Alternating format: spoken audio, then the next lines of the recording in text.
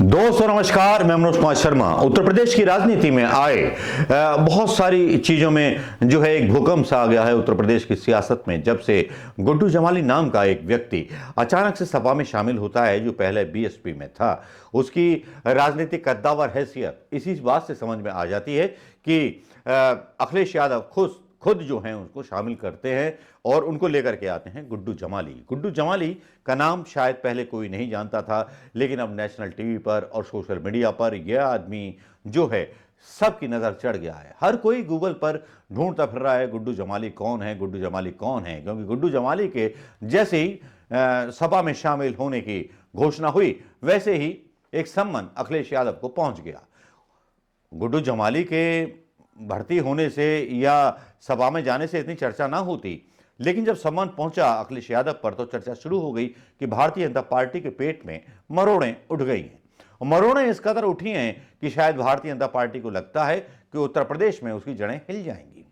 जैसा कि आप जानते हैं कि गुड्डू जो हैं जमाली चीज क्या है, इनके बारे में आपने कुछ सुना नहीं हुआ, लेकिन आज हम बताएंगे कि गुड्डू जमाली हैं क्या। गुड्डू जमाली का पहले ये भाषण सुन लीजिए, जो वो सीधे सीधे बोलते हैं कि देश दो भागों में बंट चुका है। एक वो लोग हैं जो लोग देश में एक रहना चाहते हैं, एक वो लोग हैं जो देश को बांटना चाहते हैं। चॉइस हमारे सामने है कि हमें किसको चुनना है। गुड्डू जमाली का यह भाषण कुछ इसी तरह की बात हर हिंदू, मुसलमान, सिख, ईसाई के साथ साझा करना चाहूंगा आज। सुनिए गुड्डू जमाली कह क्या रहे हैं। जरूर कहना चाहता हूं, जिम्मेदारी से कहता हूं कि मैं कहना नहीं चाहता, मगर मैं कहीं लालची आदमी नहीं हूं और न मैं कोई परिस्थितियां देख के कोई सौदा करता हूं। मैं एक पढ़ा लिखा जिम्मेदार आदमी हूं और ये जो मैंने डिसीजन लिया, ये मेरे दिल दिमाग ने इस बात को कहा कि समाज का हित इसी में है। आज हम जिस परिस्थितियों में खड़े हैं, देश जिसमें खड़ा हुआ है, भाई हमारे सामने दो ही विकल्प हैं। देखिए, मैं पढ़ लिख करके हाई स्कूल करके दिल्ली चला गया, मेरी शिक्षा दीक्षा जामिया यूनिवर्सिटी से हुई। मैं एक पढ़ा लिखा इंसान हूं, I can understand the situation of country. तो मुझे ऐसा लगता है कि आज दो खेमा है। एक खेमा वो है जो इस देश को तोड़ना चाहता, बांटना चाहता है। मैं बहुत दर्द से इस बात को कहता हूं कि मेरी परवरिश में मेरे 99% दोस्त मेरे हिंदू हैं और मुझसे इतना प्यार करते हैं, बाखुदा मैं कसम खा के कह रहा हूं कि मुझे इतना प्यार करते हैं, इतना प्यार मिलता है उनसे कि मुझे कभी लगा ही नहीं कि हम लोग मजहब के नाम पे भी हमको कोई बांट सकता है क्या। यही हमारी देश की संस्कृति है, इसी में हम पल के बड़े हुए। मेरा दिल रोता है इस बात के लिए, मैं बाय हार्ट इस बात को कह रहा हूं। बहुत दर्द होता है मुझे जब मैं देखता हूं कि आज मजहब के नाम पे क्या हो रहा। मजहब तो आस्था की चीज है। मैं एक बैग लेके गया, अगर इस देश का, मुझे घमंड से मैं इस बात को कहता हूं कि मेरी जिंदगी पे अगर किसी का एहसान है तो मेरे हिंदू भाइयों का है। हाँ। मैं इस बात को चिल्ला चिल्ला के दुनिया के हर मंच से कहता हूं। अगर इस देश का हिंदू इतना बुरा होता तो हम तो माइनॉरिटी में हैं भाई। हम तो कहते ही हैं कि हम आपके छोटे भाई हैं। कभी हमने ये नहीं कहा कि हम बड़े हैं। हमने हमेशा कहा कि आप मेरे बड़े भाई हैं, आप लीड करें, हम लोग पीछे खड़े हैं। मगर मेरे भाइयों, मैं आजमगढ़ से आए हुए लोगों को ये बात कहना चाहता हूं कि तुम्हारे इस भाई ने, तुम्हारे इस दोस्त ने ये फैसला किसी लोभ लालच में नहीं किया है, बल्कि ये समझा, दिल दिमाग से ये समझा कि हम लोग being a sincere citizen of country, हमारी क्या जिम्मेदारी है। तो लिहाजा मेरे दिल ने इस बात को कहा कि यकीनन हमें ऐसे लोगों के साथ खड़े होना चाहिए जो इसका विरोध करते हैं और इसको बचाने के लिए लड़ रहे हैं। माननीय अध्यक्ष महोदय, मैं दिलो जान से आपके पीडीए के नारे को ताकत देता हूं, उसकी हां में हां मिलाता हूं, इसलिए कि अगर इस देश में कुछ बदलाव हो सकता है तो यही उम्मीद है।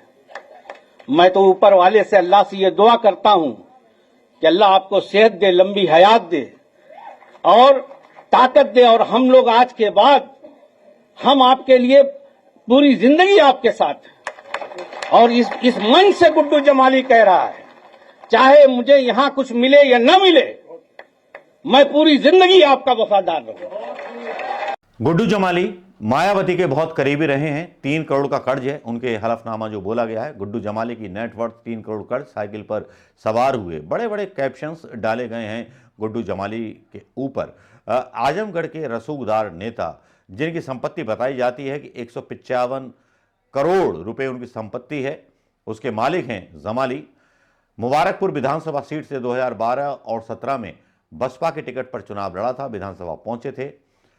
myneता.com के मुताबिक चुनाव आयोग में दाखिल किए गए हलफनामे के मुताबिक एमबीए की डिग्री रखने वाले शाह आलम उर्फ गुड्डू जमाली की कुल नेटवर्थ 155 करोड़ रुपए है। वहीं बसपा का हाथी छोड़कर सपा की साइकिल पर सवार हुए करोड़पति नेता के ऊपर भी कर्जा करोड़ों में है। हलफनामे के मुताबिक उनके ऊपर 3 करोड़ 63 लाख 4 हजार रुपए का कर्जा है। भाई ये है गुड्डू जमाली, और गुड्डू जमाली का जो कद है आजमगढ़ के आसपास के क्षेत्रों में अपने आप में एक प्रभुत्व रखता है, जिसकी वजह से बस बहुजन समाजवादी पार्टी का भी अपना एक दबदबा था। तो अखिलेश यादव ने क्या कहा गुड्डू जमाली के शामिल होने पर, और किस तरह से उनको बोला कि आप एक परिवार में शामिल हो रहे हो, ये वीडियो भी देख लीजिए। ये वीडियो आपने देख लिया होगा। गुड्डू जमाली जैसे जब आते हैं और कुछ लोग सपा का साथ छोड़ करके जाते हैं, दुख इस बात का होता है कि जिनको अखिलेश यादव या राहुल गांधी अपना समझते हैं, जिनको सब कुछ देते हैं, जो किसी के लायक नहीं थे, वो लोग राजनीतिक महत्वाकांक्षाओं को पालते हुए, जिनको लगता है कि राम मंदिर की लहर है और जीतेंगे प्रधानमंत्री मोदी, शायद इसलिए छोड़कर जा रहे हैं या पैसे मिल जा रहे हैं, भविष्य उनका निश्चित हो जा रहा है, तो ऐसे नेताओं से समाजवादी पार्टी को और कांग्रेस को भी किनारा कर लेना चाहिए। हिमाचल में जो हुआ, अगर कांग्रेस में मेरे पास कोई जिम्मेवारी होती, अगर मेरे सामने ऐसा कुछ हुआ होता, तो अभी तक मैं प्रतिभा सिंह और उनके बेटे को कांग्रेस से निकाल चुका होता। एक स्मार्ट पॉलिटिकल मूव किया होता मैंने, क्योंकि सारे जो थे राजा धूमल पर भारी पड़ते और धूमल की पॉलिटिक्स, अनुराग की पॉलिटिक्स खत्म हो जाती। लेकिन इतना दिमाग दौड़ाए कौन, इतना दिमाग है किसके पास? क्योंकि एक मिस्टर राजीव हैं पत्रकार जो बने हुए हैं कांग्रेस में, वो प्रभारी बना करके भेजे गए, जिनके बारे में सोशल मीडिया पर बोला जाता रहा कि भाई ये करते क्या हैं, कभी कांग्रेस ने देखा है इनको? तो कांग्रेस के बारे में जो भी था कल मैंने डाल दिया था, और किस तरह से गांधी परिवार को ब्लैकमेल किया जाता है ये भी मैंने आपको बता दिया था दोस्तों। लेकिन अखिलेश यादव उन ब्लैकमेल होने वाले नेताओं में से नहीं है, उनके पास चॉइस मौजूद है।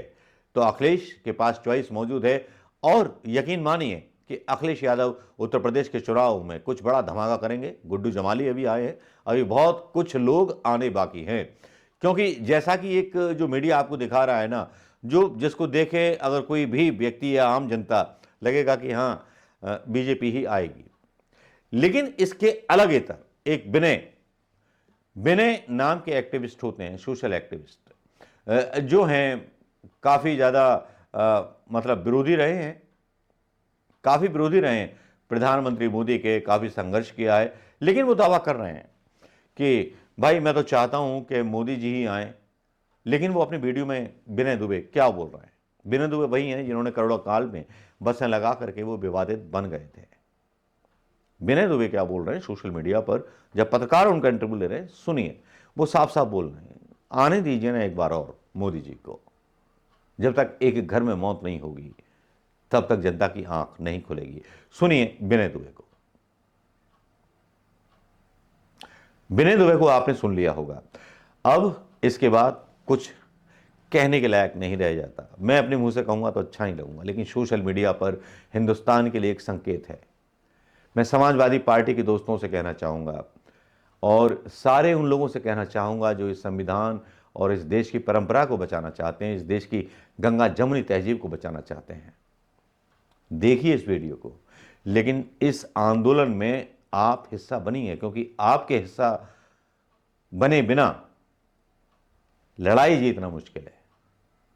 कल को आप अपने बच्चों को सुना सकें कि आज़ाद हिंद आवाज़ का या खबर 24 का कोई वीडियो आपने शेयर किया था, या आपने विनय दुबे का वो वीडियो शेयर किया था जिसमें उन्होंने शराब दिया था, या गुड्डू जमाली का वो तकरीर आपने शेयर किया था जो हिंदुस्तान के बारे में बता रहा था कि बांटने वाली ताकतों और देश को एक रखने वाली ताकतों के बीच मुकाबला है।